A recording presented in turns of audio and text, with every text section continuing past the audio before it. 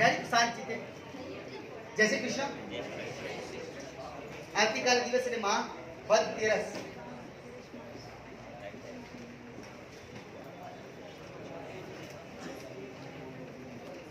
ભગવાન ના દરેક અવતારો કંઈક ને કંઈક બતાવતા હોય છે ભારત એક એવી સંસ્કૃતિ ધરાવતો દેશ છે કે ભારતની અંદર જે જે તહેવારો છે એ તહેવારોનો કંઈક અંશે વૈજ્ઞાનિક મહત્વ પણ રહેલો છે સાંસ્કૃતિક મહત્વ પણ રહેલો છે માણસ સતત 24 કલાક જો કોઈ ટેન્શનમાં રહેતો હોય સતત કોઈ કાર્યશીલ કોઈ કામમાં રહેતો હોય તેનું મન ના લાગે સાચી વાત છે કારણ કે ખાલી હાથ આયા હતા બંદા ઓર ખાલી હાથ જાયગા સાચે ખોટી વાત છે કંઈ જે બી લીધું છે અહીંથી લીધું અને જે બી મૂકવાનું છે અહીં મૂકી જવાનું ગમે એટલું આપણે હાય હાય કરીએ તો છેલ્લે કોઈ હંગાત આવતું નથી ભલે તમે આઈએસ બનો આઈપીએસ બનો કે ડીવાયએસપી બનો કે ડેપ્યુટી કલેક્ટર બનો એટલે એવું નિરાશ નથી કરતું બનો તે ન કરતા આ તો મિનિંગ એ છે કે થોડાક અંશે જીવનમાં ક્યાંક હાસ્ય ખુશી ક્યાંક તહેવારનું મહત્વ ક્યાંક આપણો ઉલ્લાસ આ બધું નીકળતું હોવું જોઈએ રેડી એટલે ભારત તહેવારોને માનતો દિવસ છે હમણાં જ 3 દિવસ પહેલા મને એક બેને સવાલ કર્યો હતો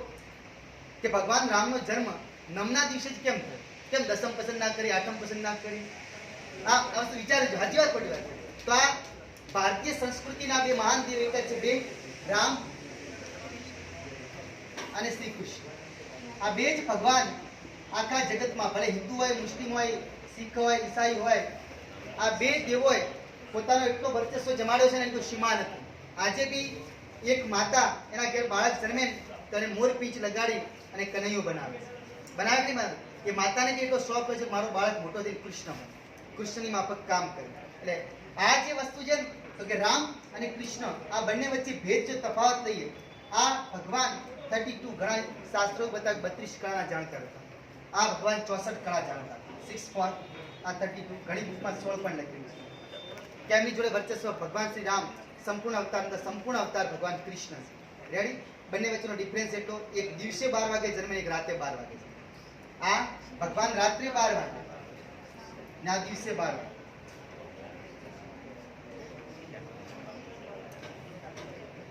દિવસે 12 વાગે અને રાત્રે 12 વાગે રેડી હવે એમને બંને તમે જોઈ શકો છો એક દિવસનું મધ્યાહન પસંદ કર્યું અને એક રાત્રિનું મધ્યાહન પસંદ કર્યું ના કર્યું રાત્રિનું મધ્યાહન ભગવાન કૃષ્ણ બધા જ ચીલા ઉપર ચાલતા હોય અને એક જ લાઈન પર ચાલતા હોય તો કોઈ એને ઓળખતું નથી ભીડમાં આપણી કોઈ ઓળખ બનતી કોક ભીડ કરતું અલગ પડી તો ઓળખતું સાચે ખોટી વાત આ ભાઈએ ભીડમાં અલગ થવાની કોશિશ અલગ થવા પાડું કારણ એટલું હતું કે આનું પ્રતીક ચંદ્ર છે આ ચંદ્રવંશી કહેવાય પેલા ભાઈ સૂર્યવંશી એનો મતલબ કે સૂર્યને હાજરી લેવી પડે પેલા ભાઈને ચંદ્રની હાજરી લેવી પાછો બંને કેવો પસંદ કર્યો ન પૂનમ પસંદ કરી ના એકમ પસંદ કરી મધ્યાહન પસંદ કર્યું એમણે આઠમ ગોકુળ આઠમ એને જ કીધા આપણે ગોકુળ આઠમ શ્રાવણ વદ આઠમ અંધારિયા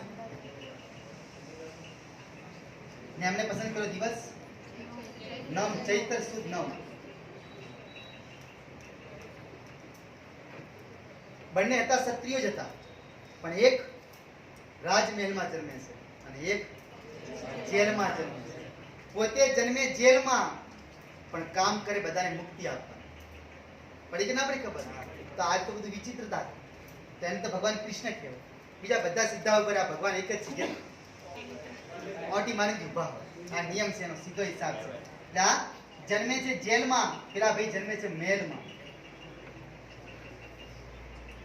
રામ ભગવાન મર્યાદા પુરુષોત્તમ કહેવાય છે ક્યારે મર્યાદાને ઓળંગવાની કોશિશ ના કરી ક્યારે બી મર્યાદા ઓળંગવાની કોશિશ ના કરી અને એમણે નિયમો જાતે બનાવ્યા નિયમો જાતે જ તોડ્યા છે એમણે ક્યાંય નિયમ નહીં તોડ્યા રામ ભગવાનને જોઈ શકો છો જોયા ક્યારે જે છે બધી જગ્યાએ મર્યાદાનું પાલન કર્યું કેમ ભગવાન કૃષ્ણ આવું પડ્યું તો ભગવાન રામ અહીં પૃથ્વી પર જેટલા બી લોકો છે ને બધા રામની માફક થાત નહીં રામ કે ગાંધી બાપુ નતા કહેતા કોઈક આપણે એક તમાચો માર બીજો ગાળ ધરવો હા બીજા મારે ના મારે સામે તો એટલે સુભાષચંદ્ર બોઝ શું કહેતા એમનો લોકો આખો અલગ હતો સની જોલી માફક કોઈ આપણને તમાચો મારીને પેલા હાથ ઉકળીને દઈ દે ક્યાં ગુનાસર તમાચો મારે બસ એટલે કૃષ્ણ ભગવાનને એવું લાગ્યું કે રામ મર્યાદા બતાવી કે મર્યાદા પાવર હોય ને આપણે તોય પાવરનો ઉપયોગ ના કરો તેને મર્યાદા કહેવાય નામ તો નહીં કહેતા ખાલી ચણો વાગે ગણો હાજી અહીં ખાલી કલ્પના કરો, ખાલી આપણે કહીએ કે ડીસાના ધારાસભ્યની ટપાલ અહીં તમારે લઈ જવાની કેટલા તૈયાર હતા, સાહેબ હું એના ઘેર સાચી વાત. પણ જો ગરીબ વ્યક્તિનું નામ બોલો, આ ચીઠી ત્યાં પોખાડીએ,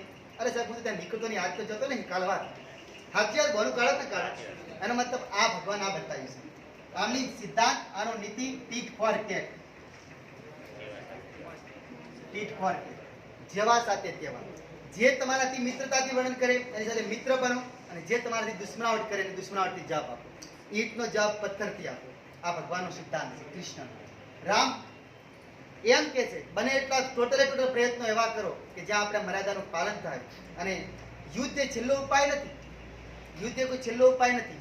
બને ત્યાં સુધી કરાર વાટાઘાટો, ત્યાંથી બધું પતતું હોય તો વાંધો નહીં. અને બે વચ્ચેનો મેઇન ડિફરન્સ આ છે કે ભગવાન શ્રી રામને તમારે ગમે ત્યાં બોલાવવા હોય ને તો એમના માટે આસનની વ્યવસ્થા કરવી પડે, પાણી ભોજન બધાની વ્યવસ્થા કરવી પડે. આ ભગવાનને તમે ગમે ત્યાં બોલાવો, જ્યાં જરૂર પડે તમે મધ દરિયે ફસાઈ જાઓ કે હવે કોઈ ઉપાય નહીં તો એને ઉભા રહે. સાચી ખોટી વાત છે. તમે બાળપણ ઇતિહાસ તો એવું કહે છે કે આ કૃષ્ણ માટે તો જે ગોપીઓ હતી ને ગોકુળ મથુરાની, એ જ્યારે ગાયોના છાણ નાખતા ને કોઈ ગેડી ઉપડાવવા ના આવે ને માથા ઉપર, ત્યારે આ ભાઈને બોલાવતા ના ભાઈ હાજર થતો ખરેખર ના, અમે શરતે મૂકતા ગેડીઓ ઉપડાવું તો આપણે પૂછતા શું આપશે મને કોઈ, તો માખણ આપે છે તો ગેડીઓ ઉપડાવું ના, આવીને પાછા જતા. આ વસ્તુ વિચારો. એટલે આ ભગવાને દરેકને ખુશ કરતા શીખવ્યા છે, દરેકે દરેક વ્યક્તિને ખુશ. એમણે પ્રાર્થનાનું મહત્વ, ધર્મનું મહત્વ વધારે સમજાય. એમણે કીધું, કદાચ થોડાક સમય પહેલા હમણાં તમને ખ્યાલ હતો આપણા ગ્રુપમાં મૂકવામાં આવ્યું કે અહિંસા પરમો ધર્મ. અહિંસા પરમો ધર્મ છે, હંમેશા અહિંસાનું પાલન કરવું જોઈએ. પણ કે આ મંત્ર આપણે અડધો ભણાવવામાં આવે. સાચો મંત્ર શું છે કે જ્યાં ધર્મની હાનિ થતી હોય ને ત્યાં શસ્ત્ર ઉપાડી દે. સાચે ખોટી વાત છે. આ ભગવાન આ બધું બતાવ્યું. અહિંસા ધર્મો, અહિંસા પરમો ધર્મ, અહિંસાનું પાલન કરવું જોઈએ. પણ કે જ્યાં ધર્મની હાનિ થતી હોય ને ત્યારે હાથમાં હથિયારે ઉપાડી દે. પોતે જ નિયમ બનાવ્યો, પોતે જ મહાભારતનું યુદ્ધ ચાલુ થઈને પહેલા કહી દીધું કે હું હાથમાં હથિયાર નહીં ધારણ કરું. યુદ્ધ તો લડીશ પણ હાથમાં હથિયાર ધારણ નહીં કરું. તો દુર્યોધન કે તો લઈ શું કરો? એક બાજુ 18 લાખની સેના હતી, ખાલી 6.5 કરોડ, આમ 64 લાખ બતાવવામાં આવે છે. એનો મતલબ એ થયો 6400 લાખ, 6.5 કરોડ. એક બાજુ મેં કીધું મારી સેના રહેશે, એક બાજુ હું એકલો રહીશ, તમારે જે પસંદગી કરી લો. દુર્યોધન લેવા સેના જાય, પણ એને ના વિચાર્યું એટલું મૂર્ખ માણસ કે નેતૃત્વ કરતા આપણા પક્ષમાં નહીં હોય સેનામાં લડવાની, આમે લીડર ત્યાં ઉભો હોય તો લડવાના ખરા. પણ આ દુર્યોધનના વિચાર ના આવ્યો, ના આ પાછળનો વિચાર. દુર્યોધન એકમાત્ર સૃષ્ટિ પર એવો જીવ હતો કે જે દિવસે જે રાત્રિ એનો જન્મ થયો ને ત્યારે આખી સૃષ્ટિ પર કોઈ બીજા વ્યક્તિનો જન્મ નહોતો. આ કોઈને ખબર નહીં હોય. પડી ખબર ના પડી? જ્યારે દુર્યોધન નો જન્મ થયો ત્યારે આખી સૃષ્ટિ ઉપર બીજા કોઈનો જન્મ નહોતો થયો. ન થવા પામેનું કારણ કે એ દિવસે ગ્રહોની ગતિ અટકેલી હતી. કોઈ એવું વાતાવરણ નતું બાળકનો જન્મ થાય. એટલા વિચિત્ર સંજોગોમાં જન્મ તો થયો. આ વિચાર કરી જો તમે ખાસ, બરાબર? એટલે એનો અર્થ કે આ બે ભગવાને ખૂબ બધા ઉપર, ને આ બે ભગવાન એટલે મહાન છે કે આપણે જે ત્રીજા ભગવાનની વાત કરો છો, મહાદેવ ભગવાન શિવ, આ શિવે બંનેના જન્મ વખતે આવીને આટા મારેલા. મારા માર્યા નગર મેં જોગી આયા, ત્યાં છે નાનું ભજન છે આખું. એનો મતલબ કે આ બ્રાહ્મણનો જન્મ થયો ત્યારે ભગવાન શિવ આવે છે, અને કૃષ્ણનો જન્મ થયો ત્યારે ભગવાન શિવ આવે છે. પણ શિવનો કોઈ દિવસ જન્મ દિવસ આવતો નથી, કારણ કે પોતે અવિનાશી છે. ના તો એમનો જન્મ થાય કે ના તો એમનો નાશ થાય. આ ફરજિયાત નિયમ છે. એટલે આ બે ભગવાનની સ્તુતિમાં જ પોતે ટાઈમ કાઢે છે. એ મહાદેવ છે. પરીક્ષામાં પૂછેલા પ્રશ્નો પણ કલ્પૂટ થઈ જાય, આપણે ધ્યાન રાખજો.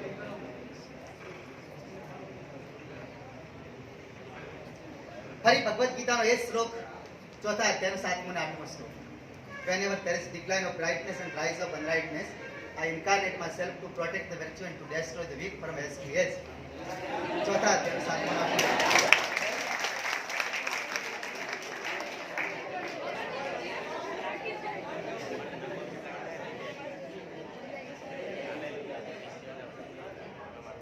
मतलब संस्कृत में था यदा यदा ही धर्मस्य ग्लानिर्भवति भारत अभ्युत्थानं धर्मस्य तदात्मानं सृजाम्यहं परित्राणाय साधूनां विनाशाय च दुष्कृतां धर्म संस्थापना अर्थे संभवामि युगे. આ ચોથા અધ્યાયનો 7મો અને 8મો શ્લોક છે. દેશી ભાષામાં મતલબ એવો થાય કે જ્યારે જ્યારે ભારત, અર્જુનને ભારત તરીકે સંબોધન કર્યું છે કે ભારત ઉપર હાનિ પડે છે, નુકસાન થાય છે, સાધુ સંતોના તકલીફો પડે છે, ગાય દુભાય છે, ત્યારે એમના રક્ષણ કરવા માટે હું યુગ યુગમાં પ્રગટ થાઉં છું. ત્યાં ભગવાન કૃષ્ણ યુગ યુગમાં જે મૂળ વિષ્ણુ ભગવાન પણ કૃષ્ણ રૂપે પ્રગટ થયા એમ ભગવદ્ ગીતા કહી એટલે જેટલા બી અવતારો થયા એમાં સૌથી પૂર્ણ અવતાર એક જ ભગવાન કૃષ્ણ છે. ત્યાં જા બતો ચૈત્ર સુદ નવના દિવસે કેમ પસંદ કર્યું ભગવાન શ્રી રામે, તો નવ એ સંપૂર્ણ આંકડો છે કે તમે નવને ગુણમય હંગાત ગુણશો ને તો એના આંકડાનો સરવાળો કરશો ને તો જવાબ 9 જ આવશે. તમે 9 ને પર 3 4 3 343 અંકાત 9 ને ગુણી દો અને જે જવાબ આવશે એનો આંકોનો સરવાળો કરશો ને તો 9 જ આવશે. આ સિદ્ધાંત છે. 9 તરી 27 વધી 2 9 ચોક 36 2 38 વધી 3 9 તરી 27 3 30 કરજો ટોટલ 7 ને 8 15 15 ને 3 18 18 નો સરવાળો કરો 1 + 8 9. એટલે ભગવાન શ્રી રામનો નિયમ છે કે એણે દુનિયામાં સંપૂર્ણતા બતાવવા માટે પૂર્ણતા બતાવવા માટે ચૈત્ર સુદ નમ પસંદ કરી અને નમના દિવસે બપોરે 12 વાગે એક્ઝેક્ટ એમનો જન્મ થયો હતો. એટલે આ જોવા માટે ભગવાન શિવ આવ્યા હતા. ભગવાન કૃષ્ણ રાતે 12 વાગે જન્મ થયો અને બીજા દિવસે જે થાળી વાગી ત્યારે બી ભગવાન શિવ આવે છે દર્શન કરવા માટે. કારણ કે ભગવાન શિવ પોતે આખો દિવસ કોની તપસ્યા કરે તો કૃષ્ણ ભગવાનની તપસ્યા કરે. આ શનિ મહારાજ જે નડે છે ને, શનિ મહારાજનો સિદ્ધાંત શું? શનિ મહારાજને પૂછ્યું તો ક્યારે ફોન લાગે તો શનિ મહારાજ હંમેશા ફરજિયાતપણે ભગવાન શ્રી કૃષ્ણના ધ્યાનમાં જ બેઠા હોય. સ્વામિનારાયણ બાપાને આપણે પૂજા કરો, સ્વામિનારાયણ બાપા ખુદ શાલિગ્રામ ભગવાનની પૂજા કરે છે. ગોગાજીને આપણે ખૂબ માનો છો, ગોગાજી પોતે જ ભગવાન કૃષ્ણના ધ્યાનમાં જ બેઠા હોય છે આખો દિવસ. એમનો સિદ્ધાંત છે. એટલે આ સૃષ્ટિ પર સૌથી મોટો દેવ એક જ કૃષ્ણ છે. એનાથી મોટા કોઈ દેવ છે જ નહીં. તમે ગમે એટલી દેવી દેવતાઓને માની લેશો ને એ દેવી દેવતા તમને ક્યારે આપશે? ઉપર ભગવાન કૃષ્ણ જજ બેઠા સહી સિક્કો કરશે ત્યારે. આ સિદ્ધાંત છે, રજીસ્ટર ત્યાંથી થાય. એટલે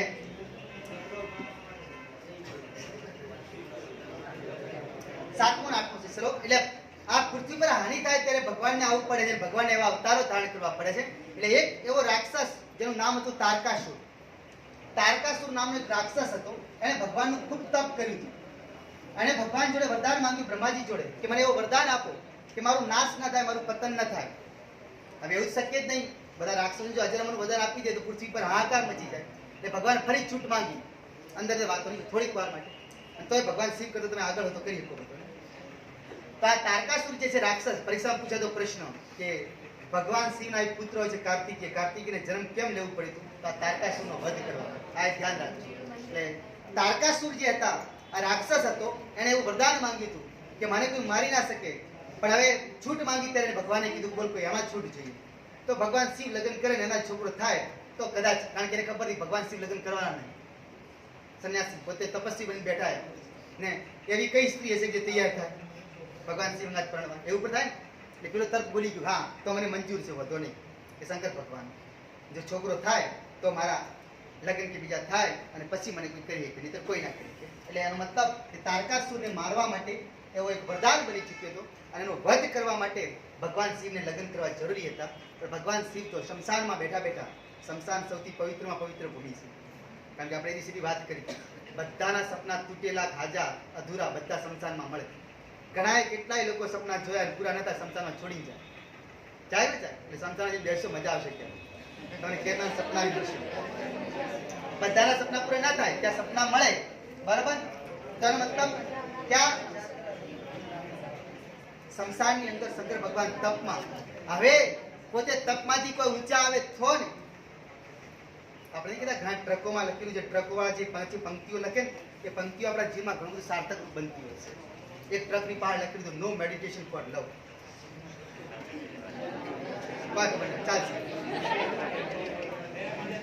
હા મને પ્રેમ માટે, મારો પ્રેમ તરફ કોઈ ધ્યાન જ નથી, સમય જ નથી. એનો મતલબ એટલે શંકર ભગવાન જોડે એવું કોઈ અધ્યાય જ નતો, કોઈ શ્લોક જ નતો, કોઈ સમય જ નતો પોતે પ્રેમ તરફ ધ્યાન આપી શકે. એટલે હવે તારકાસુરનો ખૂબ ત્રાસ વધી ગયો, ઉપદ્રવ વધી ગયો. ત્યારે દેવો ત્રાહિમામ પુકારી ઉઠ્યા અને બધા મનાવા જાય શંકર ભગવાન. શંકર ભગવાન તમે ઉભા થાઓ, લગ્ન કરો. શંકર ભગવાન એક કે દેવોની નહોતા મને. કોક મારો મેન ભગવાન આને મને કહેતો હોય પછી કોકે ચડાય વિષ્ણુ ભગવાન. વિષ્ણુ તમારે કોક કરવું પડે, તપ ભંગ થાય. અને પછી ભગવાન મોહિની વેશ ધારણ કરે છે. મોહિની એટલે કામ પોતે શંકર ભગવાનને. આ બધા આપણે પાગલ શરમ કામ દિમાગ પાગલ જ થવા. શંકર ભગવાનનું તપ છોડાવવા માટે મોહિની વેશ ભગવાનને ધારણ કરવું પડ્યું. અને મોહિની વેશ ધારણ કરી ભગવાન શિવને પોતાની તપસ્યામાંથી છોડાવવા માટે આજુબાજુ બની નાચે છે. ભગવાન સ્વયં વિષ્ણુ હતા અને તપ તૂટ્યું, તરત પોતાની ત્રીજી આંખ કરે છે કે જેણે બી મારો ધ્યાન ભંગ કર્યો છે એ વ્યક્તિ બળીને ખાક. હવે આ કામદેવને સમજાવવામાં આવ્યું. કામદેવ ત્યાં આવ્યા હતા. કામદેવ ભગવાન કૃષ્ણનો એક અંશ અવતાર કહેવાય છે. પોતે પ્રગટ થયા. શંકર ભગવાનને અગ્નિ નીકળી ત્રીજી આંખ. વિજ્ઞાન કે છે, શાસ્ત્ર કે છે, માણસની વિષય વાસના સ્ત્રીઓ પુરુષો અહીં ભવરમાંથી પેદા થાય. આપણે ત્રીજી આંખ. અહીં જો ડેલી ટીકી કરી દઈએ ને તો આ શાંત થઈ જાય. હંમેશા નિયમ છે. બહેનો ચાંદો નીચે હતી ને ભાઈઓ ટીકી કરતા જ નહીં. ટીકી આપણે થઈ હોય ને તો આપણે વિષય વાસના તરફ મન ના જાય. આવું આપણું શાસ્ત્ર કહે. એટલે ઓરિજિનલ જે હોય ને, ઓરિજિનલ કંકુલી ટીકી, કંકુલી કંકુ ઓરિજિનલ જ કહેવાય. પણ જે તમે બીજા ચોટી ચપટા કરો એના કરતાં ટીકી થવી જોઈએ તો તમારું વિષય વાસના મન નહીં જાય. એટલે આવું શંકર ભગવાનની ત્રીજી આંખ નહીં હતી. ત્રીજી આંખ ખાલી આ વિષય વાસનાની હોય. ત્યારે વિષય વાસનાને બળીને ખાક કરી નાખ્યો. એટલે હવે કામદેવ બળીને ખાક થાય તો એની પત્ની તો હોય ને, એની પત્ની હતી રતિ. અને રતિ તરત દોડતી આવે ભગવાન આગળ દાવાનો કેસ મોડે છે. મારા પતિનો ખાતમો તમે બોલાવે છે, આ ચાલે નહીં. ગમે તેમ કરો અને જીવિત કરો કે ભગવાન વિષ્ણુ ગભરાઈ જાય છે અને કહે છે ચલો કોઈ વાંધો નહીં, થોડોક સમય તો લાગશે, કારણ કે જે બધું લલાટમાં લખેલું છે કોઈ ટાળી શકતું નથી. તારા ભાગ્યમાં લખેલું છે આટલા દિવસ સંગાત રહેવાનું, પછી નહીં લખેલું હતું તૂટી ગયું. પણ તને વરદાન આપું છું કે જ્યારે હું કૃષ્ણ અવતારે પ્રગટ થઈશ ને ત્યારે મારો એક દીકરો પ્રદ્યુમ્ન તરીકે જન્મશે. ત્યારે આ તારો કામદેવ એ મારો પ્રદ્યુમ્ન છે. બસ તું ત્યાં હાજર હશે કોઈક વેશમાં, હું તને યાદ કરાવીશ. એટલે ખુશ થઈ ગઈ. ચલો કોઈ વાંધો નહીં. આપણે તો અહીંયા ભગવાન આજે વાયદો આપે ને કે મહિના પછી કોઈ લેવા આવશે તો આપણે મહિનો ના જાય. નહીં તો કેટલા અવતાર વાત કહી છે કે હું કૃષ્ણ અવતારે આવું ત્યારે તું મારી જો કંઈક માંગવા આવે ને પછી વાઈશ. એટલે કામદેવ બળીને ખાક થયો. એની પત્ની રતિ. પૂછાયેલો પ્રશ્ન છે કામદેવની પત્ની કોણ હતી? રતિ હતી. આ ધ્યાન રાખજો, રતિ. એટલે જે આપણામાં વિષય વાસના પ્રગટ થાય એ કામદેવના કારણે થાય. આપણા કપાળમાંથી પ્રગટ થાય. કપાળમાં તિલક હોય તો આ વિષય વાસના પ્રગટ થતી નથી. અને પછી આ ભગવાન શિવ આને બાળીને ભસ્મ કરી નાખે છે. એટલે પછી કોઈનું નામ આવે ત્યારે કૃષ્ણ ભગવાન સ્વયં પોતે આવી બારે ભગવાન શિવને કહે છે કે તમારે મેરેજ કરવા પડશે. શંકર ભગવાને કીધું બીજા કોઈનું નહીં માનતું, કે તમારું ધ્યાન ધરું, તમારી વાત હું માનું છું. તમે જે મારા હારું કરશો મને મંજૂર છે. બસ તમે આધી રાતે મને યાદ કરજો ને ખાલી કે ભોલેનાથ કંઈ કામ કર્યું છે, આપણે તૈયાર. કૃષ્ણ ભગવાન એક જ કામ પરણવું પડશે, બીજું કોઈ નહીં. તો આ તૈયાર. બસ કારણ કે પાઠ બેસાડવું, કોઈ વાંદોળા કાઢો એ બધું આપણે કોઈ એ તમે તાર જે મનાવું. જે દિવસે ફેરાવે દિવસે મને યાદ કરી લેજો, હું આવી ટાઈમસર હાજર થઈ જાય. આપણે કોઈ મેકઅપ કે કોઈ આઈબ્રો કરવાની કોઈ જરૂર નહીં, ડાયરેક્ટ આવી જશો. બરાબર. હવે ઇતિહાસ એવું કહે છે કે ઓલરેડી શંકર ભગવાન તો અજર અમર છે. ના તો એમના કોઈ માં છે, કોઈ ના તો બાપ છે, ના તો કોઈ ભાઈ છે, કે ના તો બેન છે. એ પોતે અજર અમર છે. પણ જ્યારે પાર્વતી માતા દક્ષ રાજાની પુત્રી તરીકે હતા, અને દક્ષ રાજાની પુત્રી તરીકે હતા ત્યારે શિવજી ભગવાન હંગાત જ રહેતા હતા. અને ત્યારે પોતે દક્ષિણ ભારતમાંથી ઉત્તર તરફ આવતા હોય છે. વચ્ચે જ્યારે ભગવાન શ્રી રામ અને લક્ષ્મણ વનવાસ માટે ફરતા હોય છે, જાનકી માતા હંગાત હોય છે, અને જાનકી માતાનું અપહરણ થયું અને રામ અને લક્ષ્મણ જાનકી માતાની શોધમાં હોય છે. ત્યારે શંકર ભગવાને થયું કે મારે ભગવાનના દર્શન કરવા જોઈએ, હું નીકળું છું. તો એ પોતે વેશ પલટો કરીને દર્શન કરી લે છે. પણ પાર્વતી માતાને શક થયો, ડાઉટ થયો, સંદેહ થયો કે મને નહીં લાગતું કે આ રામ પોતે છે. અને રામ પોતે હોય તો પોતાની પત્નીનું કોઈ અપહરણ કરી જાય તો ભગવાન છે. જો આટલો મોટો મેણો મારી એટલે મારે કસોટી કરવી છે કે જો ભગવાન રામ ખરેખર સીતાને વાસ્તવિક પ્રેમ કરે તો સીતાને ઓળખી જવા જોઈએ. ભગવાન શિવે ખૂબ સમજાયું કે આ મારા ઈષ્ટદેવ છે, હું આખો દિવસ ધ્યાન ધરું, એમની કસોટી ન થાય. જેમણે એની કસોટી કરી બધા પાયમાલ થઈ ગયા છે. પાર્વતી કે મારે ટ્રાય કરો.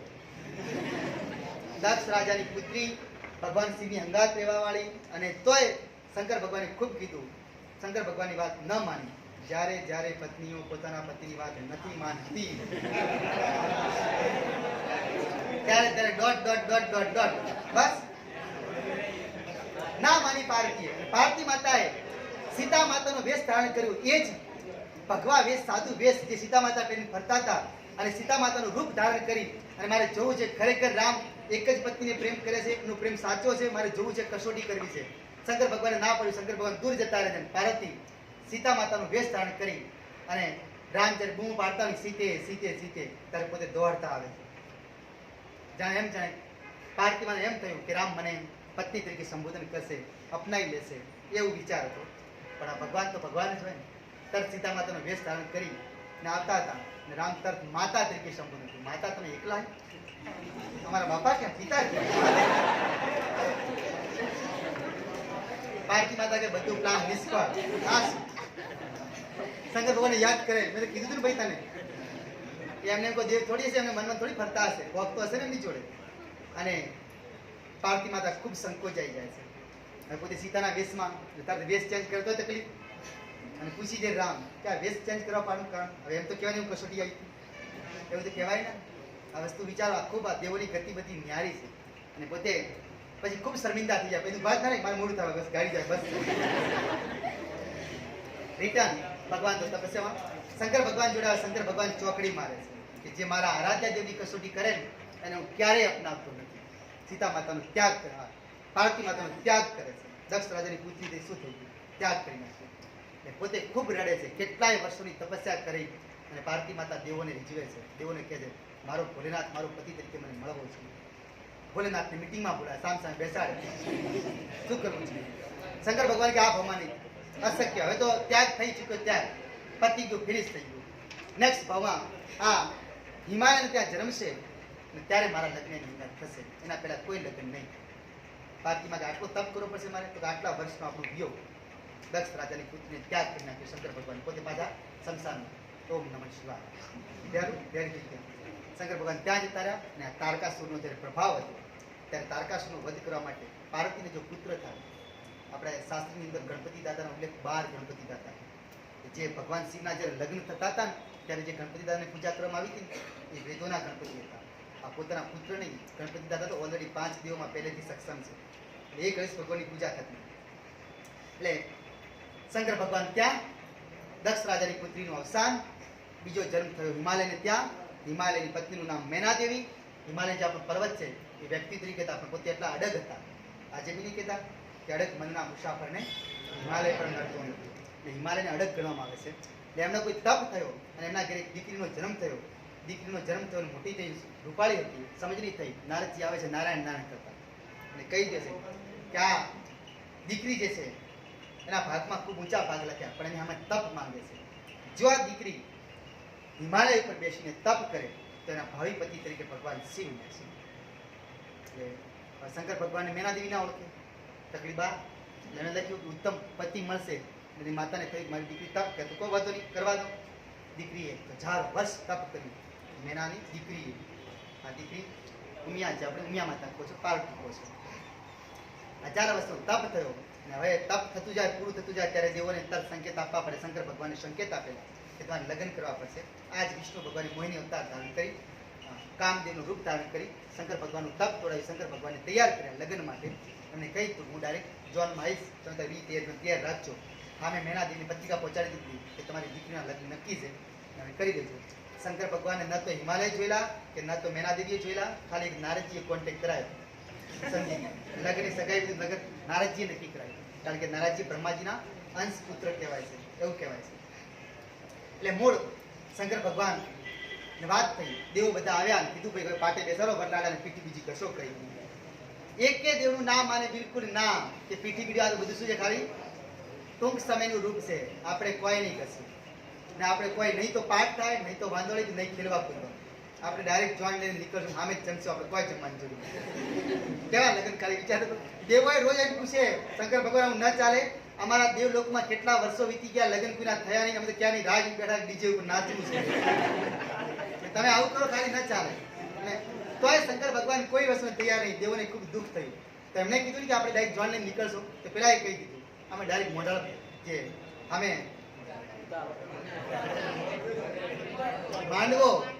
માંડવા મળશો આપણે ડાયરેક્ટ, બીજું શું થાય, તમે ત્યાં જોઈન લઈને નીકળ્યા આવો, બીજું થાય, તમે અમારું કંઈ માનતા. શંકર ભગવાન ને તૈયાર કરવાના ગણ, જે ગણો હોય છે ને નંદીઓ ગણો, એમની ખૂબ મોટી ભૂમિકા હોય છે. આ જો આપણને બતાવે છે જે લોકો પરણવા માટે ઉત્સુક હોય ધ્યાન કે સાંભળજો. શંકર ભગવાન કહે છે એમને કોઈ ન તો પાવડર હતા, પોન્ડ્સ હતું, કોઈ જી હતું, કોઈ પાવડર હતું, ઓનલી ફોર જે હતું એ શમશાનની ભસ્મ હતી અને ભસ્મ લઈને બધું ઘસવામાં આવ્યું. આજે બી દરેક તમે જોજો અઘોરી બાવા છે, સવારે ઉઠીને પોતાના પર ભસ્મ ઘસે છે. કેમ ઘસે છે? કે આપણને યાદ કરાવે છે કે આપણો જન્મ થયો ને તો આપણું મૃત્યુ નિશ્ચિત છે. એટલે રોજ એ રીતે જીવતા શીખો કે કોઈ ખોટું કર્મ ના થાય, કારણ કે આપણું જન્મ થયો છે તો મૃત્યુ નિશ્ચિત છે. આ દરરોજ આપણે યાદ કરાવે. એટલે અઘોરી બાબાઓ પોતાના મોઢા પર ભસ્મ ઘસે છે કે આ ભસ્મ આપણે યાદ કરાવે તરત કે આપણે જવાનું છે, એક દિવસ મિટ્ટીમાં મળી જ જવાનું છે. તો પછી આપણે શું કામ ગુમાન કરવું, અભિમાન કરવું, ઘમંડ કરવું? આ બધું શંકર ભગવાન પહેલા જ તૈયાર થયેલા, મેકઅપમાં પહેલું જા કે ખબર પડે, દુનિયાને બી લાગવું જોઈએ પરણવા માટે જાઓ તો પછી એમ લિમિટથી બહાર ના જવું, કે આપણી કેપેસિટી ના હોય, એના કેપેસિટી બહાર જઈને ખોટા ખર્ચા કરીને પછી પરણીએ. આ રૂપ કેટલા દિવસનું? 1, 2, 3 દિવસનું. પછી તો જેવા હતા એવા જ. સાચી ખોટી વાત છે? આ બતાવે છે. બીજું, સોનાના દાગીનાના બદલે, માથામાં મુગટના બદલે, માથામાં મુગટના બદલે જટાઓ હતી, જટાઓને ભેગી કરીને ગણ કેટલા દિવસે ગોઠો કાઢીએ શંકર ભગવાનના માથામાં. કાચકો ઘસી ઘસી તાકી પછી રેશમ જેવા વાળ થયા, આખું મુગટ જટાનો જ બનાવ્યો. આ આપણે શીખા બતાવે છે કે માણસ જે વાવની સ્ટાઇલમાં બેઠો રહે ને આખો દિવસ, આ ચોટી ચપટા કરવાનો આમ ને બધું સ્ટાઇલ બધું આને શીખવે છે કે આનું કોઈ અસ્તિત્વ નથી. આ બધું જ આ આપણું ટાવર છે.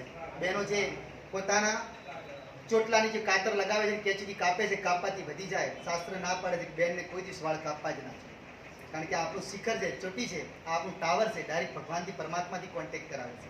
એનામાં પુરુષોને કપાય, પુરુષો કે બાધા નહીં લેતા, બહેનો માટે છે. પુરુષો તો બુદ્ધિશાળી છે જ. એટલે આ આપણી શિખા.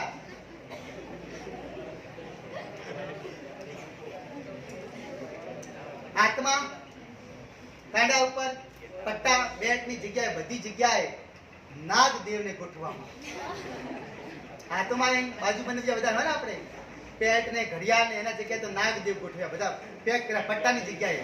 આ બધું શું બતાવે કે સોના ચાંદીના ઘરેણા જે તમે ડાયમંડના બધા ડુપ્લિકેટ કે ઓરિજિનલ જે બી પહેરો છો, આ બધું ક્ષણ ભંગુર છે. ના વધારે પડતું જે છે ને આ સાપના વિષ બરાબર છે. આ તમારી એક વખત તમારો ફોટો સારો લાવશે, પણ આ જીવનને વ્યર્થ કરી નાખનાર છે, બરબાદ કરી નાખનાર છે. આ સાચવજો, બરોબર? એટલે ભગવાને કીધું કે સોના ચાંદીના ક્યાં ઓરિજિનલ દાગીના ન મળે, મિત્રના ઉછીના લઈને કોઈ જરૂર નહીં, ખાલી આપણી જોડે જે છે એમાં આપણું ઓરિજિનલ રૂપ બતાવતા શીખો. આ શંકર ભગવાન બધાને શીખ આપે છે. પછી જે જોન તૈયાર કરવાની હતી, બધા હાથી ઘોડા બધા શોધે. ભગવાન શિવે કીધું આપણો નંદી જે ઘણા દિવસથી બેઠો હતો, ક્યારે ઉભો જ નહીં થયો, એને બહાર રહી જવું ના થયો. ગણોને કીધું નંદીને ઉભો કરો ગમે એમ કરી, અને નંદીને ઉભો કર્યો, મનાયો. ભાઈ તારે આવું પડે. હા, શંકર ભગવાનના લગ્ન ત્યારે આપણે ઘેરો કેમ ના આપણે આવશો? બુઢા તો બુઢા શું વાંધો છે, ઘણા છે. તૈયાર કર્યો શંકર ભગવાને. પોતાની જે વાસ્તવિક રૂપ તો હતું નહીં, પોતે તો જે પોતરીમાં પહેરી હતા, પણ કોઈથી ઘણોએ સમજાયું કે લોકોમાં જવાનું છે તે હસી ના થાય. એટલે વાઘની જે છાલ હોય છે, ઉપરની ચામડી, એની પોતાની ધોતી પહેરાવે છે, ઓરિજિનલ રૂપ. એ શેનું પ્રતીક છે ખબર? સંયમનું પ્રતીક છે. આ એક યાદ રાખજો. વાઘનો ઓરિજિનલ વાઘની સિંહનો નિયમ છે કે હંમેશા કોઈ પણ ઉપર આક્રમણ કરે તો સામે જાતીએ કરે, પીઠ પાસે ક્યારે વાઘ કે સિંહ ઘા ન કરે. પણ હવે કળિયુગ કેવો વર્ષ ના રહેવું કરે. વાત તો પહેલાની બધી વાતો છે કે વાઘ ને સિંહ સામે જાતીએ કોઈ પર આક્રમણ ના કરે એટલે તેને શેર કહેવાય, બરાબર ને? પાલથી ઘા કરે સવા શેર કહેવાય. શંકર ભગવાન જે રૂપ તૈયાર થયું, આ બધું નંદીને તૈયાર કર્યું. અને કોને બોલાયા? જેટલા ભારતમાં, પાકિસ્તાનમાં, અમેરિકામાં જેટલા એમના ભૂતો વસતા હતા, બધા ભૂતોને ભેગા કર્યા. હેડો આપણે જોવાનું. હવે દેવ હોય ત્યાં ભૂત ના હોય, ને ભૂત હોય ત્યાં દેવ ના હોય. ઉપર નીચે ના ઉતરે, બધા દેવો આવ્યા પોતાના વાહનો લઈને. દેવો તો ખૂબ તૈયારી કરી. અહીં આપણે બતાવ્યું, જોજો શંકર ભગવાને વચન આપ્યું છે, બતાવ્યું છે કે બધા દેવો જોડીમાં હતા, ગોઠવાયેલા હતા. મારા લગ્ન નક્કી થયા ને ત્યારે બધા આરામથી તૈયાર થયા, પણ કે મારે ના તો માં હતું, કે ના તો બાપ હતું, ના તો ભાઈ કે ના બેન, મને કોઈ દેવ તૈયાર કરવા નતો આવ્યો. ગરીબ વ્યક્તિના જયારે લગ્ન થાય ત્યારે કોઈ એના હક પૂજવા જતો નથી. આ શંકર ભગવાન કે ચિંતા નહીં કરવી, કે આપણે છે ને આપણે આપણી રીતે જ દેવું તોય ઓરિજિનલ બધા શીખ શું આપે છે? બધા દેવો જ્યાં શ્રાપમાં થાકી જાય, કોઈ હારું હારું મળે, બધા દેવો ગોઠવાઈ જાય. ખરાબની વાત અત્યારે કોને પુકાર?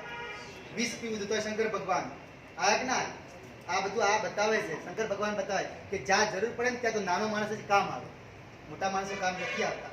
એટલે દેવો બધા પોતાની રીતે તૈયાર થયા, પોતાની પત્નીને તૈયાર કર્યા, પોતાના વાહનો શણગાર્યા, પણ ભગવાન શિવને શણગારવા માટે કોઈ દેવ ના આવ્યું.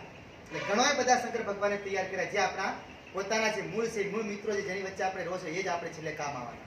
બીજા કોઈ નહીં. બાકી તો બધા મહેમાન હોય છે. નંદીને તૈયાર કર્યો શંકર ભગવાને. બધા ભૂતોને બોલાયા, ભૂતોને આમંત્રણ આપ્યું, બધાને હંગાત દીધા. કારણ કે ભૂતો ક્યારે જોશે લગ્ન? ભૂત બીજા કોઈ દેવના લગ્નમાં જઈ નાખે? શંકર ભગવાનના લગ્નમાં જાય ને એમને કેટલી આશા હોય, તમારું ભોલેનાથ પરણે, ભોલેનાથ પરણે તો જવું જોઈએ. તો બધા ભૂતો એક અલગ અલગ વેશ ધારણ કર્યા, કેટલું બધું આવે. અને પોતે નંદી પર બેઠા, ઊંધા બેઠા. આમાં તો બધા બે નંદીનો મોઢો પેલી બાજુ ને આપણા રિવેશ બની બેઠા. કેમ? હવે એ જ વસ્તુ વિચાર કરો. ભર લાડો આગળ ચાલતો અને પાછળ શું થાય કોઈને જ ખબર નહીં પડતી. સાચા ખોટી વાત છે? એ જોતો નથી. શંકર ભગવાન કે આપણે જોવું છે કે કેટલા દિલથી નાચે છે.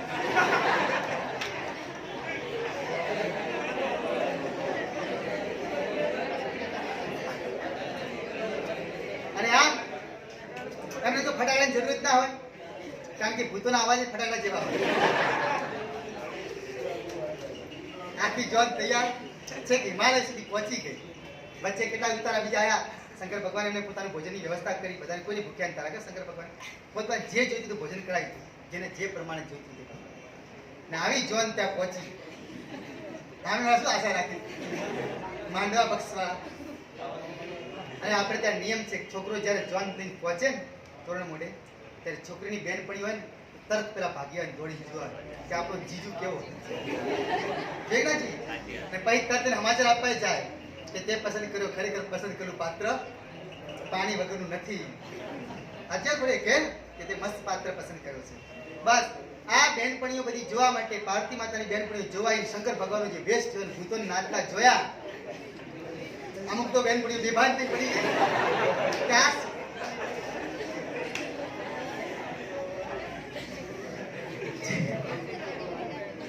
જે ખૂબ કઠિન હૃદયની હતી, દોઢ ટાઈમ હોય ને એ તરત પહોંચી ગઈને જલ્દી જઈને કહે છે પાર્વતી માતાને કે ત્યાં આના માટે 1000 વર્ષ તપ કર્યું, ગમમાં કોઈ મળતું નતું. અને પાર્વતી માતા કે જે બી હોય, મારે નારદજીએ કીધું, નારદજી જૂઠ ના એટલો ને વિશ્વાસ હતો પાર્વતી માતા. કેવો આ મહાન મહત્વનો પોઈન્ટ કહેવાય. મિત્ર અમુકનું લોકોના ખોટા શિખામણથી કેટલા લોકોના ઘર તૂટી ગયા છે. એ પોતાની આંખથી ક્યારે નથી જોતા, બીજાની આંખથી જોવાની કોશિશ કરે છે. અને આપણે ત્યાં નિયમ છે તોરણ મોઢે પહોંચો ત્યારે ફરજિયાતપણે સાસુ વધાવવા માટે આવે, દહીં લઈને આવે, નાક ખેંચવું પડે. બધું મેણા દેવી તો તૈયાર થઈને આવ્યા હતા. કેટલા લાખોના કપડાં પહેર્યા, શણગાર સજ્યું કે આજે મારો જમાઈ આવે છે, મારી એકાએક દીકરી એના મેરેજ. અને આ દીકરીના જો મેરેજ થાય તો પછી કેવું થાય કે સિમ્પલ એટલે પોતે આઈ જોવે છે ખાલી ભગવાન શિવનું આ રૂપ. બે પાન પડી જાય, થાળી બાળી બધું હાથમાંથી નીચું પડી કે હા ભગવાન શિવ મારી દીકરી હમણાં તપ કર્યું. શંકર ભગવાન પૂછે ગયા ઘણો ને કે આ બેન કોણ હતા?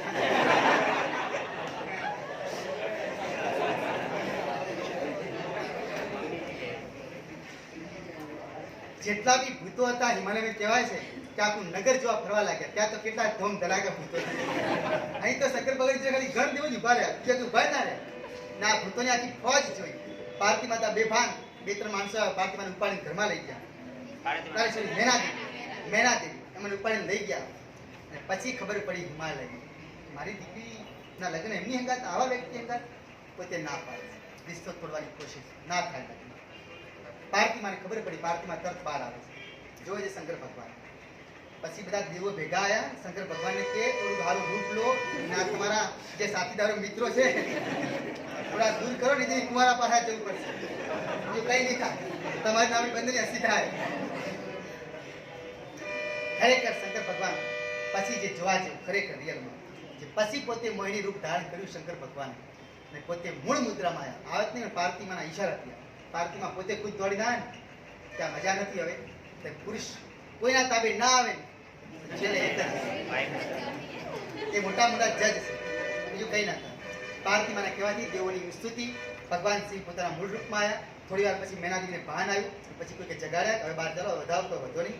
અને પછી આવી બધા વધાયા, શંકર ભગવાનને જોયા. અને પછી રૂપ તોય પેલા તૈયાર ના હતા. મેનાદી આ તો મોહિની રૂપ છે, મારે લગ્ન નથી કર્યું. શંકર ભગવાન કોઈ મારે ક્યાં કરવા હતા, તમે જ પરણે લઈ આવ્યા. હું તો પાછળ જવા તૈયાર છું. દેવોને ખબર કે જો આ ભાઈડો લગ્ન નહીં કરે તો તારકાસુરનું વધ નહીં થાય. પછી તરત નારદજીને પ્રગટ થવું પડ્યું. નારદજી પ્રગટ થાય, નારદજીનું સ્વાગત ના કર્યું, કારણ કે મેના દેવી નહીં, મારે તો રાજી બેડા ક્યારે નારદ આવે અને થોડુંક મહત્વને કંઈક ધક્કો આપ્યો કે મારી દીકરીને ખોટી ભરમાઈ તમે કે આવા વ્યક્તિ લગ્ન કરવા માટે આટલા તપ કરાયું, મારી દીકરીની ઉંમર જતી રહી, ક્યાંક સારો ઠીકાણો ના પડે. પછી નારદજી કહે છે કે તમે જેને જે ગણો છો ને એ પોતે ભગવાન મહાદેવ છે.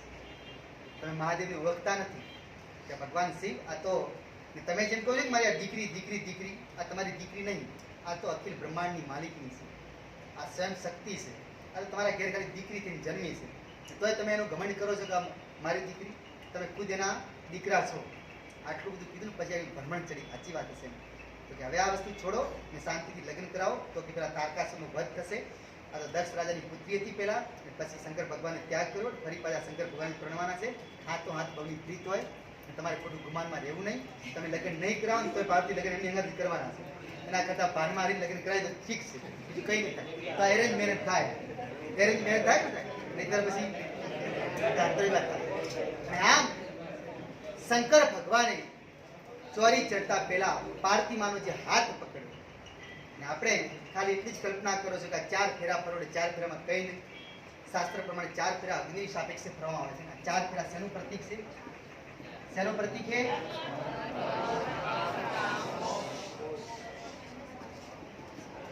આજે ફેરા ફરતા ને એમને ખબર ના હોય કે શેના પ્રતીક. 4 ફેરા ધર્મ, અર્થ, કામ, મોક્ષના છે. આ પહેલો એટલા માટે ધર્મ લીધો છે, સાચો મહિમા શંકર ભગવાને સમજાવ્યો, બાકી કોઈને ખબર જ નહોતી. પાર્થિમાનો હાથ પકડ્યો, જમણો હાથ, અને પાછી પહેલી શરત કે આજથી તારો હાથ પકડું છું તો તારો સાથ છે ને ધર્મની દ્રષ્ટિએ નિભાવીશ. ધર્મનો ઉલ્લંઘન કરીને તારો સાથ નહીં નિભાવ. આજે ઘણા ભૂલી જાય છે, સાથ તો નિભાવે, અગ્નિમાં ફેરો ફરી લે, પણ તરત ભૂલી જાય છે. કારણ કે એના જીવનમાં કોઈ બીજી આવી જાય તો પોતાની પત્નીને પછી માન નથી આપતા, અથવા પત્નીના કોઈક થોડી ફોલ્ટ કે થોડો ગુનો દેખાય ને તો પત્નીનો સાથ છોડી દે છે. શંકર ભગવાન કહે છે કાં તો હાથ પકડવો નહીં, પકડવો તો ક્યારે છોડવો. એટલે શંકર ભગવાને પહેલો ફેરો ધર્મનો બતાવ્યો છે. પહેલો ફેરો જે ફરે છે ને એને વચન આપવાનું હોય છે કે તારી સાથે જીવન ધર્મની સાપેક્ષે વર્ણવીશ. બીજો અર્થ છે, અર્થનો મતલબ પૈસા થાય છે, નાણું થાય છે. અને ધર્મ જો આ બે વસ્તુની વચ્ચે આ બેને ફિટ કર્યા છે, ધર્મ અને મોક્ષની વચ્ચે, આ દરેક વ્યક્તિને શંકર ભગવાન શીખ આપે છે કે અમુક લોકો નહીં 10 ગણી 15 ઘણી વસ્તુના ભાવ કરીને કમાતા હોય છે. રૂપિયાની વસ્તુ 10 રૂપિયામાં, 50 રૂપિયામાં, 500 રૂપિયામાં શંકર ભગવાન બિલકુલ ચોકડી પાડે છે. કારણ કે એમના સંતાન થશે ને ત્યારે એમના સંતાનોને ખૂબ ભોગવવું પડશે. જે આ કરોડો લાખો રૂપિયાનો નફો કરે છે ને, બે નંબરની ઇન્કમ કમાવે છે, ગરીબોનું શોષણ કરે છે, એમના સંતાન એમનો બદલો લઈ લે છે. એટલે શંકર ભગવાન કહે છે અર્થ કમાવું, પૈસા કમાવા, કારણ કે ગુજરાન ચલાવવા પૈસાની જરૂર છે. આજે હું તને લઈ જઉં પછી તને ભૂખે મારું તો મારો ધર્મ નથી. સાચી વાત છે ને? પણ હું ધર્મની અંદર રહી અને નાણાં કમાઈશ ને એકઠા કરીશ, એટલે ધર્મની સાથે અર્થની જરૂર છે. કે પૈસા કમાવો ના નથી, પણ ધર્મ છોડીને પૈસા ક્યારેય ના કમાવો. આપણું ધર્મ જાળવી રાખી અને આપણી લિમિટ જેટલું આપણે રોટલો બનાવો અને એમાં કેટલું નમક નાખો છો એટલું વધારાનું હોય ને તો ખટી જાય. બાકી નમકની જગ્યાએ લોટ ને લોટની જગ્યાએ નમક થાય ને ત્યારે ક્યારેય ખટતું નથી. ગમે એટલા પૈસા કમાવો, છેલ્લે જ્યારે તમે માણસ વૃદ્ધાવસ્થામાં હોય ને ત્યારે સામે સ્ક્રીન ઉપર કોઈ દેખાતું નહીં, પટ્ટી ચાલતી હોય છે. આ ટ્રેલર કેટલા પાપો કર્યા, કેટલા લોકોને શોષણ કર્યું છે, કેટલા લોકોને રડાવ્યા છે, આ બધું સામે દેખાતું એટલે પ્રાણ નહીં નીકળતા. આ વિચાર કરી લેજો બધું. આ શંકર ભગવાન કે છે એમની કથા સી વિવારી ચોપડી વાંચજો ખાલી, આમાં બધું આખું માત્ર આ તો કહાની કરી 3 કલાકની, પણ આપણે શોર્ટ એન્ડ સ્વીટ પહોંચે ખાલી. તો અર્થની અંદર સમજાવી છે પૈસા કમાવો પણ ધર્મ અને નીતિને જાળવીને કમાવતા શીખો તો કોઈ દિવસ પતન નહીં. કામ આ કામ એટલે આપણે રતિ કહો છો કે આપણી પ્રજનન શક્તિ. પુરુષ અને સ્ત્રીના લગ્ન કેમ થાય છે? કાગળની પેઢી વધે એટલા માટે. સાચી ખોટી વાત છે? પણ આ પેઢી વધે આ સાચી વાત છે, પણ એના માટે સમય નિશ્ચિત હોવો જોઈએ.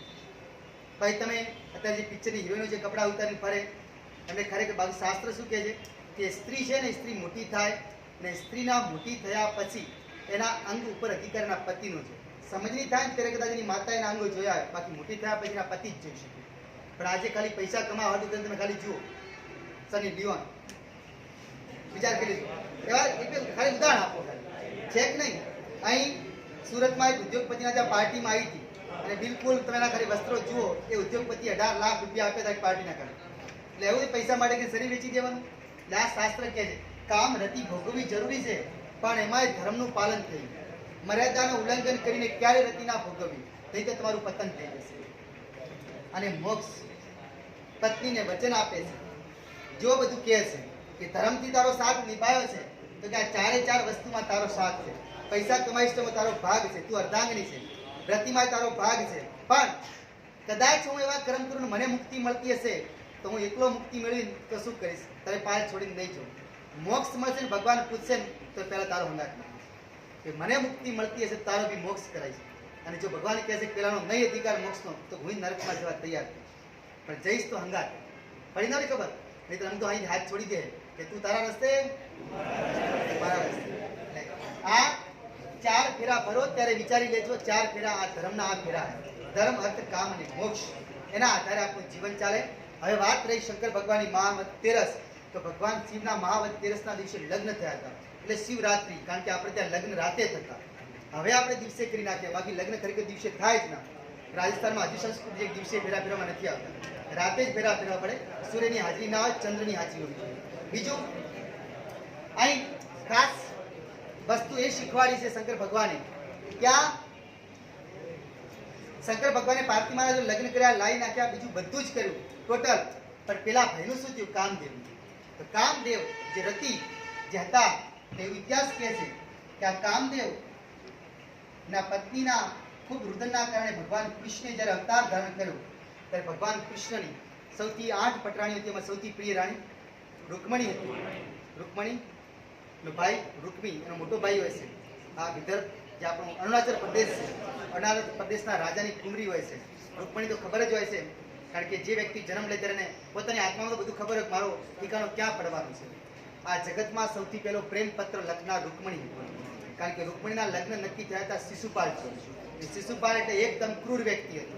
એના ભાઈ રૂકમી અને શિશુપાલ બંને મિત્રો હતા, અને રૂકમીએ લગ્ન નક્કી કર્યા. પણ રૂકમણીએ સાંભળ્યું હતું કે આ જગતમાં દ્વારકાનો નાથ છે, દ્વારિકા નદીનો જે રાજા છે, એ એકદમ યંગ છે, કૃષ્ણ છે, એના પરાક્રમ સાંભળ્યા છે, મારે લગ્ન એના જોડે કરવા છે. એટલે પોતે જ્યારે શિશુપાલ જોન લઈને નીકળી જ્યારે પરણવા માટે આવે છે, ત્યારે એક બ્રાહ્મણ દ્વારા પત્ર પહોંચાડે છે. એટલે જગતમાં સૌથી પહેલું પ્રેમ પત્ર લખનાર રૂકમણી હતા, કૃષ્ણ જોડે પહોંચાડે છે, અને ડાયરેક્ટ વોર્નિંગ આપે છે, ધમકી આપે છે, મેં બધું તમારા વિશે જે સાંભળ્યું છે. પહેલો જ ભગવાન કૃષ્ણને જો સંબોધન કર્યું ભુવન સુંદરનું, તો આ રૂકમણીએ કર્યું. પહેલો જ શબ્દ. આખો લેટર મારી જોડે છે ભાઈ, કારણ કે અમે ઓરિજિનલ કોપી મળી છે, એનો અમે લેમિનેશન કરીને રાખો છો. આખી કોપીની 2 પેજ હતા, બંને પેજ મારી જોડે જ છે. ત્યારે વાંચું મને કહેજો, હું આપીશ તમને. એમના શબ્દોમાં લખેલું છે, રૂકમીએ જેની હગાઈ ન થતી હોય ને, આ પત્ર વાંચો તરત હગાઈ થાય.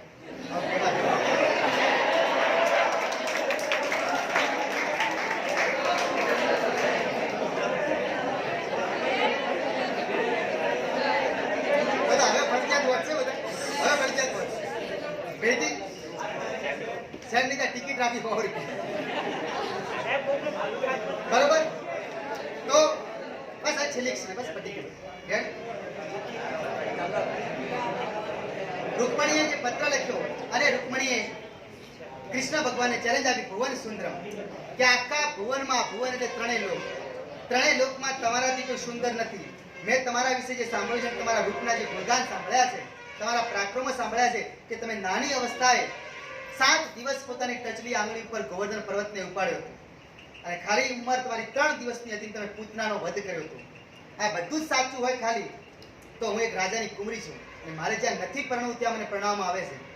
હું મનોમન તમને વરી ચૂકી છું. જો ખરેખર તમારી બધી કથાઓ, યશ ગાથાઓ સાચી હોય, તો અમારા સંસારમાં નિયમ છે, અમારા રીતિ રિવાજ પ્રમાણે, કે દીકરીના લગ્ન થતા હોય ત્યારે આજે ખેતલાજીની પૂજા થાય. દીકરીને ફેરા પડે ના ફેરા થાય, તો તમારી કુળદેવીની ઈષ્ટદેવીની પૂજા કરવી પડે. એટલે હું અંબામાની પૂજા કરવા જઈશ, અને જો તમે સાચા છો તો મારું ત્યાંથી અપહરણ કરજો, હું તમારી સાથે આવવા તૈયાર છું. અને જો તમે નહીં આવ્યા તો હું માની લઈશ કે આ બધું તમારા વિશે સાંભળ્યું ખોટું. આ આટલું પત્ર લખીને મોકલાઈ દઉં ભગવાનને. આજે બી આપણું શાસ્ત્ર કે તમારા મનની વ્યથા હોય, કોઈ ના સાંભળતું હોય તો ભગવાન કૃષ્ણને સંબોધીને તમે પત્ર લખો, તમારી કુળદેવી હોય ને એના પાઠ નીચે મૂકી દો, આપોઆપ ભગવાન કૃષ્ણને વંચાઈ દે છે. આ શાસ્ત્ર કહે છે, હું નથી કહેતો, લખેલું છે આપણી મનની વેદના. તો ભગવાન કૃષ્ણે વાંચ્યું, તરત આવી રૂકમણીને અંબામાનું મંદિર ત્યાંથી લઈ અને છેક પોરબંદર સુધી ભાગે છે. માધવપુરનો જે મેળો ભરાય છે, ચૈત્ર સુદ નમથી લગાવીને 13 સુધી આ મેળો જે હોય છે, માધવપુરનો મેળો પ્રખ્યાત મેળો છે, બરાબર. આ ભગવાન કૃષ્ણને અને રૂકમણીના જે લગ્ન થયા હતા એની યાદનો જે મેળો છે, પ્રસંગ છે, ધામધૂમથી લગ્ન થયા. એટલે આમ રૂકમણીના ઘેર જે બાળક ગર્ભમાં હતો, અને ગર્ભમાં જે બાળક, એ જ કામદેવ પ્રદ્યુમ્ન. રૂકમણીના ઘેર બાળકનો જન્મ થયો પ્રદ્યુમ્ન. હવે એ બાજુ બીજી કથા સંકળાઈ કે સંભાર નામનો રાક્ષસ હતો.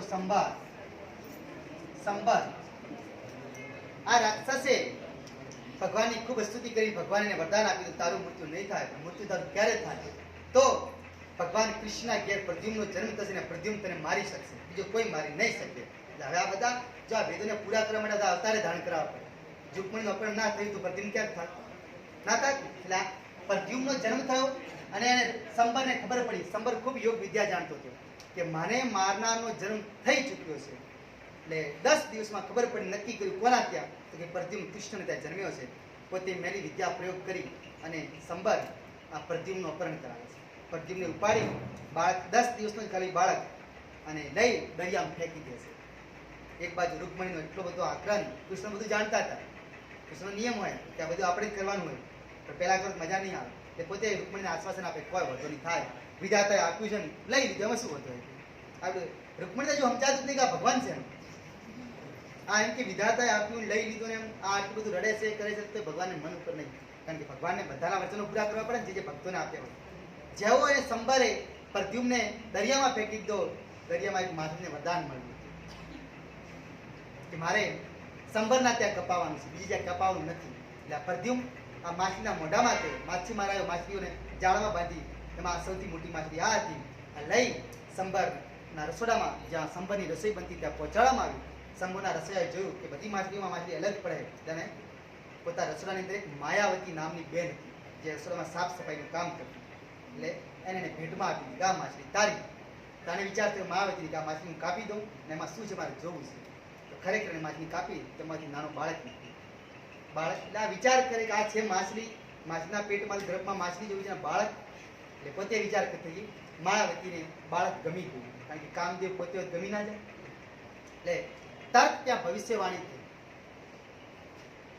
કે કામદેવ માયાવતીને કહે છે કે ભાઈ તું જેને રમાડે છે ને મા તરીકે સંબોધન તો બેટા તરીકે કહે છે, આ તારો બેટો નહીં તારો પતિ, આ એ જ કામદેવ છે. ને તું પેલા રતિ હતી, તને ભગવાને વરદાન આપ્યું હતું કે તું ખલાસ થશે અને હું કૃષ્ણ અવતારે આવીશ, ત્યારે મારો દીકરો જે જન્મશે કામદેવ તરીકે જન્મશે, પ્રદ્યુમ્ન તરીકે જન્મશે અને તારોનો મિલાપ થશે. પછી ફરી તારી જે અવસ્થા હતી એ અવસ્થામાં તારો બંનેનું મિલન કરાવી આપીશ. એટલે માયાવતીને હવે આગળ થઈ તો માયાવતી પેલા છોકરાને હવે બાળક તરીકે નહીં પતિ તરીકે સંબોધન કરે, એને મોટો કરે, નવરાવે, થોડોક મોટો થતો જાય. એટલે માયાવતીને કહે છે કે હવે પતિ તરીકે કેવું લાગે. પેલો છોકરો હવે મોટો સમજનો થઈ ગયો, કહે છે તમારી માં છે મારી પત્ની, મને ખબર નહીં પડે. માયાવતી આના કરતા વધારે વિદ્યા જાણતી, નાખી કહાની કઈ સંભળાવે છે કે સંબર નામનો રાક્ષસ આપણે એના રસોડામાં રહો છો ને આપણે એનો વધ કરવાનો, તમને વરદાન મળ્યું છે, તમારા શેર મરવાનું નહીં. એટલે હવે આ લીલાઓ બધી છોડો, તમે કામદેવ છો, કૃષ્ણ ભગવાને મને બધું કહી દીધું, હું તમારી રતિ છું, આપણી જોડી હતી, ભલે હું અત્યારે માયાવતી છું, પણ હવે આપણે બંને પતિ પત્ની છો, એટલે કોઈને ખબર ના પડે. પણ એવી જાળ ગોઠવો સંબરનું અવસાન થાય. સંબર જોડે ડાયરેક્ટ યુદ્ધનો પડકાર ફેંકે છે. સંબર આકાશમાં, પાતાળમાં, જમીન ઉપર ત્રણે ત્રણ જગ્યાનું યુદ્ધ લડે છે. એની અંદર ક્યાં એનો વધ નહીં થતો. પછી છે માયાવતી નામ પરથી માયા બતાવે છે કે આમ એનું વધ નહીં થાય અને આકાશમાં લઈ જાઓ અને એના પગ પોળા કરી દો. પછી એના પગ પોળા કરે છે, ચીરી નાખવામાં આવે છે, સંબરનું અવસાન થાય છે. પ્રદ્યુમ્ન પછી ત્યાં તો રૂકમણી પોતાના બાળકના યુગમાં એવું સમજી લીધી મારું બાળક અપહરણ થયો, મરી ગયો, હવે મોટો થશો કે નહીં ત્યાં ભગવાન જાણે.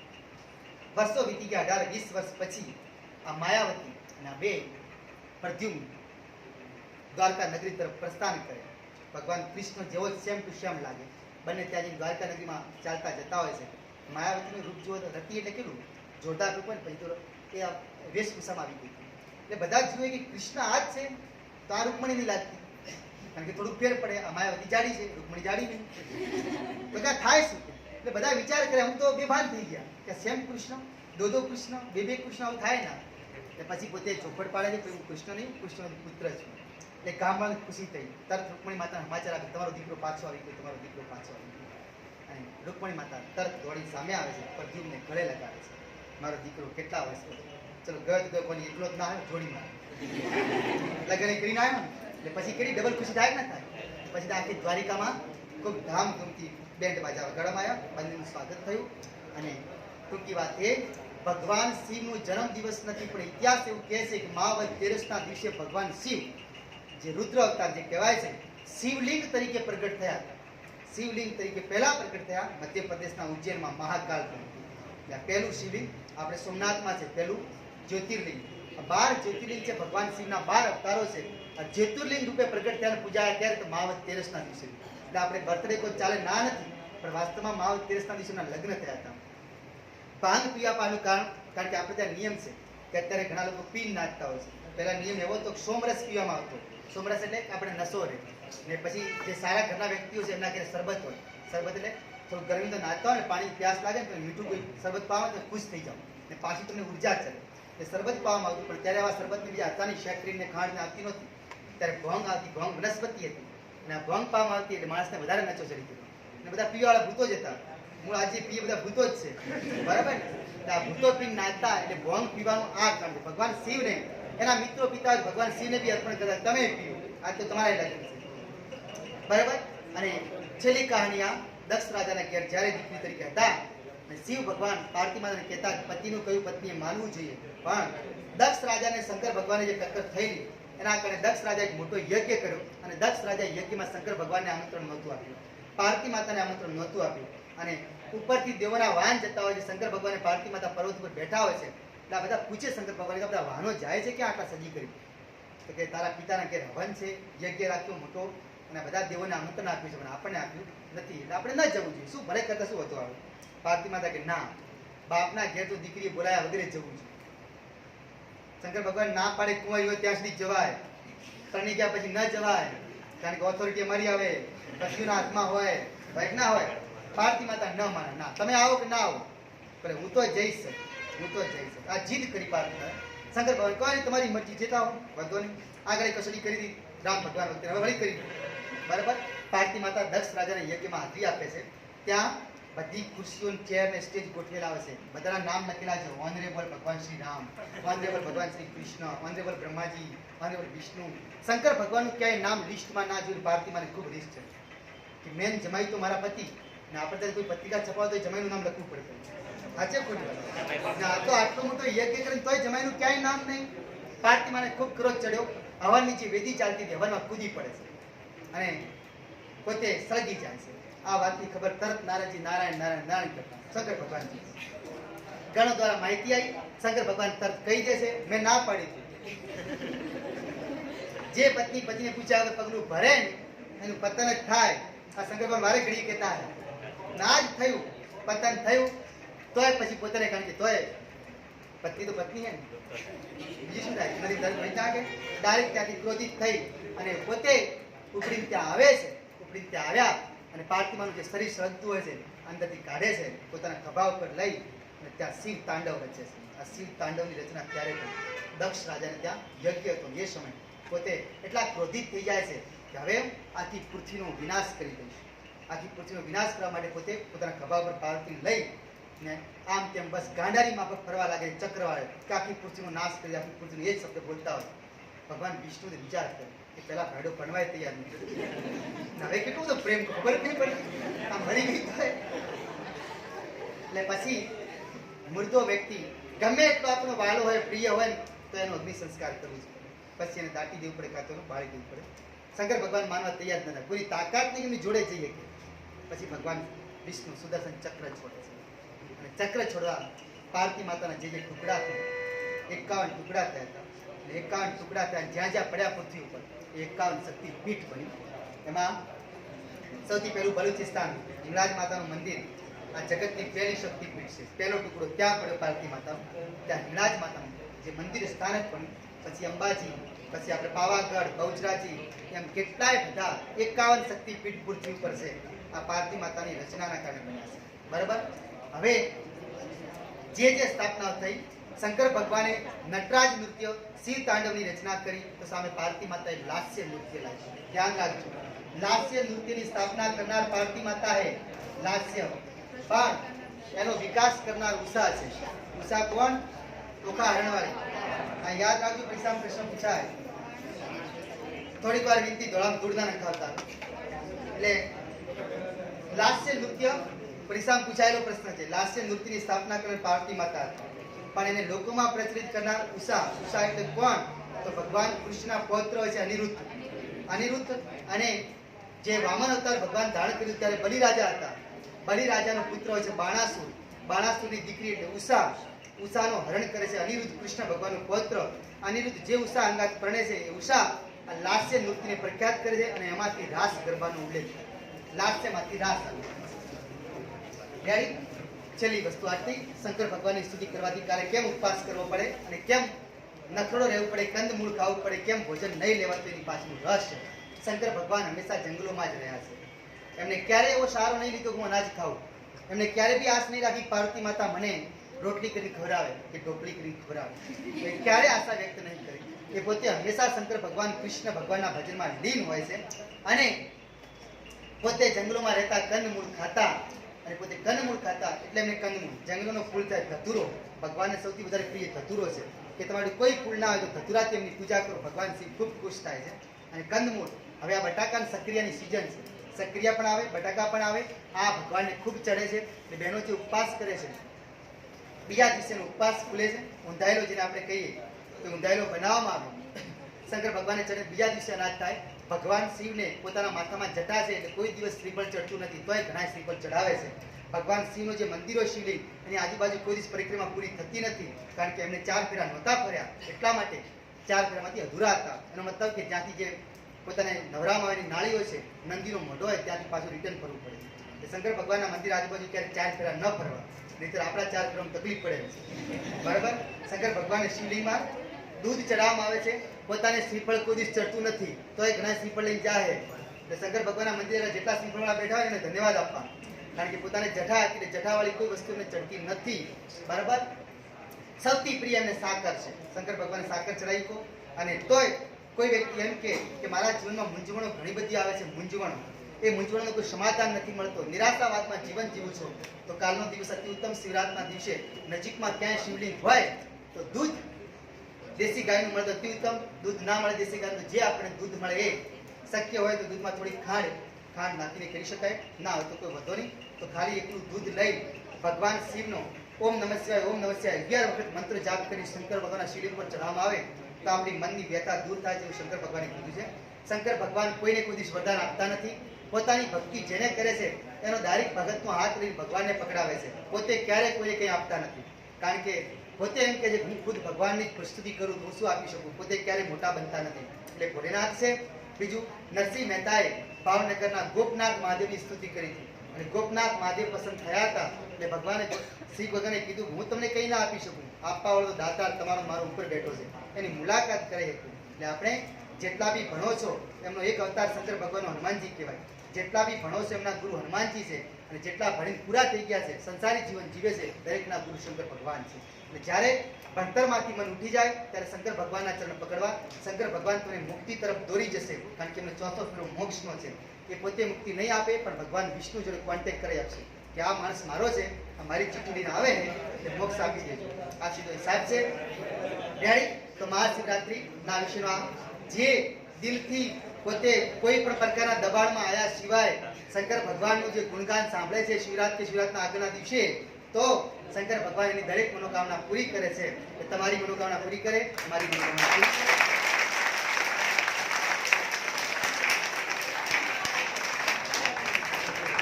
ઓકે, જય શ્રી કૃષ્ણ. હવે ખાલી આ મીઠું મોઢું કરી દેજો, પ્રસાદ લાવી છે અમારાથી બનતું. અને જે અમે વાંચ્યું, જે સાંભળ્યું, તમને કહ્યું છે એમાં ક્યાંક કોઈકના વિચારો અલગ પણ હોઈ શકે, પણ કાલની રજા આપી તો ક્યાંક નજીકમાં શંકર ભગવાન હોય અને નજીક ના હોય તો આપણે ઘેર બેસીને આપણે ઓમ નમઃ શિવાય જાપ કરી શકો છો. જય હિન્દ, જય ભારત, જય શ્રી કૃષ્ણ.